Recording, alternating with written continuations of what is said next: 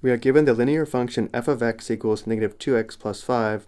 We are asked to evaluate each of the following. For number 1, we are asked to determine the function value f of 0. For f of 0, the input or x value is 0, and therefore to find f of 0, we substitute 0 for x.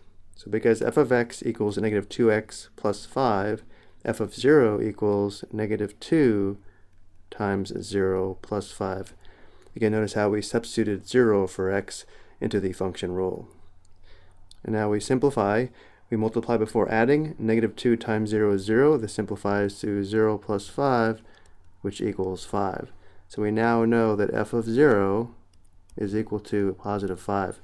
I think it's also important to recognize we can express this function value as an ordered pair, whereas an ordered pair, the first value is the input and the second value is the output.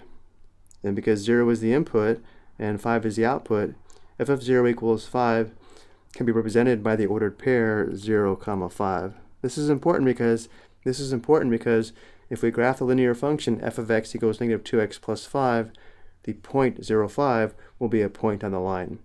And f of x is graphed here in blue.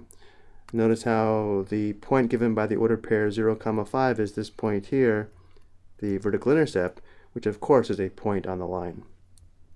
To find f of 2, we substitute 2 for x. F of 2 is equal to negative 2 times 2 plus 5. Simplifying, negative 2 times 2 is negative 4, giving us negative 4 plus 5, which is equal to 1. We now know f of 2 is equal to 1. As an ordered pair, this would be 2, 1, because the input is 2 and the output is 1. Going back to the graph, notice how the point given by the ordered pair 2, 1 is this point here, another point on the line. Next we have f of 4. To determine f of 4, we now substitute 4 for x, which gives us negative 2 times 4 plus 5. Negative 2 times 4 is negative 8, giving us negative 8 plus 5. Negative 8 plus 5 equals negative 3. We now know the function value f of 4 equals negative 3.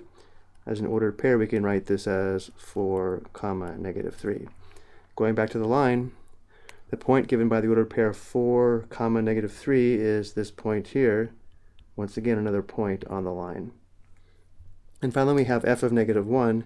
To determine f of negative 1, we substitute negative 1 for x into the function rule, which gives us negative 2 times negative 1 plus 5. Negative 2 times negative 1 is 2, giving us 2 plus 5. 2 plus 5 is equal to 7. We now know f of negative 1 equals 7, which as an ordered pair is negative 1, 7. Going back to the line one more time, the point given by the ordered pair negative 1, 7 is this point here. Once again, every time we find a function value, graphically, this would represent 1 point on the graph of the function. I hope you found this helpful.